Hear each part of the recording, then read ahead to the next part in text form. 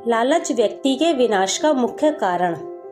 प्राचीन समय की बात है, एक संत थे जिनकी कथा हर रोज एक नाग सुनने के लिए आता था। पास के गांव में एक ब्राह्मण अपने परिवार के साथ रहता था। उनके परिवार में उसकी पत्नी और एक लड़का था। वह बहुत गरीब थे। उनकी हालत ये थी कि कभी कभी उनके पास खाने के लिए भी नहीं होता था। ब्राह्मण की पत्नी बहुत तेज और चालाक थी। वह रोज ब्राह्मण को भिक्षा मांगने के लिए कहती थी, लेकिन ब्राह्मण उसकी बात पर ध्यान नहीं देता था और घर में बैठा प्रभु का नाम जपता रहता था।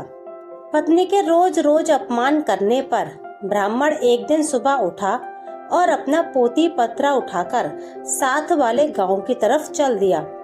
चलते चलते ब्राह्मण घने जंगल में पहुंच गया। अंधेरा हो चुका था, इसलिए ब्राह्मण ने एक पीपल के पेड़ के नीचे अपना आसन जमा लिया और प्रभु का नाम जपने लगा। अगले दिन सुबह ब्राह्मण उठा तो पास की नदी में स्नान करके वह आगे की तरफ चल दिया और थोड़ी देर बाद दूसरे गांव में पहुंच गया।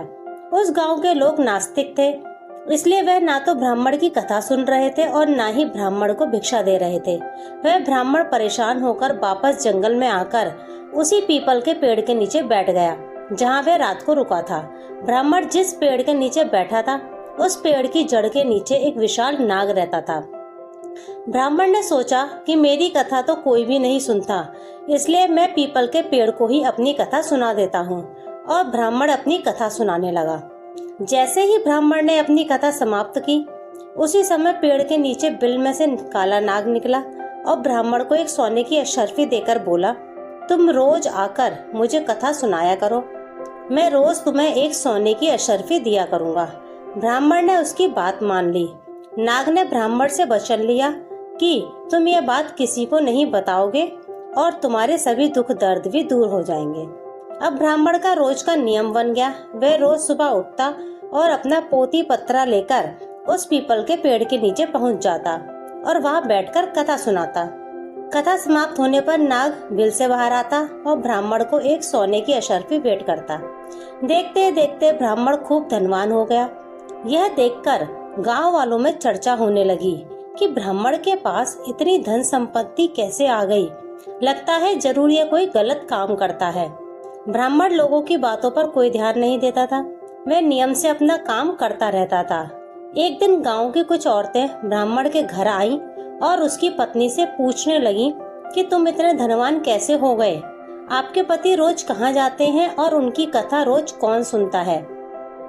औरतों की बातें सुनकर ब्राह्मण की पत्नी के मन में भी संदेह हुआ। ब्राह्मण जैसे ही घर में आया, उसकी पत्नी ने पूछा कि आपको ये धन कहाँ से मिलता है?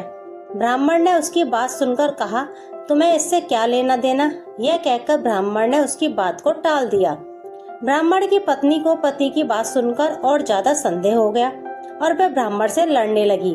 उसने ब्राह्मण को सब कुछ बताने के लिए मजबूर कर दिया।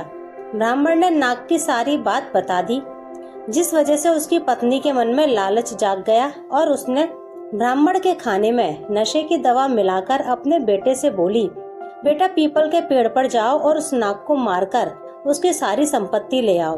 ब्राह्मण का लड़का पोती पत्रा लेकर वहां गया और पीपल के पेड़ के आगे बैठकर कथा सुनाने लगा। कथा पूरी होने पर वह नाग बाहर आया और उसको सोने की अशर्फी देने लगा। तभी लड़के ने कुल्हाड़ी से नाग पर वार कर दिया, जिससे नाग की पूंछ कट गई। नाग ने पलटकर लड़के को डस लिया, जिससे लड़के की मौत हो गई। उधर जब ब्राह्मण उठा तो उसने देखा कि उसका पोती पत्रा गायब है। उसकी समझ में आ गया कि जरूर कोई गड़बड़ है। ब्राह्मण जल्दी से पीपल के पेड़ के पास गया। उसने देखा कि वहां उसका लड़का मरा पड़ा था। ब्राह्मण को देखकर नाग बिल से बाहर आया और उसको बोला कि मैंने तुमको कहा था सोने की अशर्फी की बात तुम किसी को नहीं बताओगे। तुम्हें पुत्र की मौत का दुख है तो मुझे मेरी पूंछ कटने का दुख है। मैं तुम्हें श्राप देता हूँ कि तुम्हारी जो संपत्ति मेरी वजह से बनी है वे सब खत्म हो जाएगी।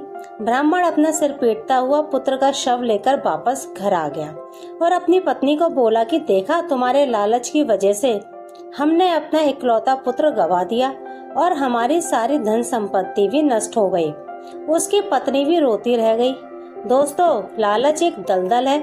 लालच व्यक्ति को विनाश की तरफ ले जाता है। इसलिए जीवन में कभी भी लालच नहीं करना चाहिए।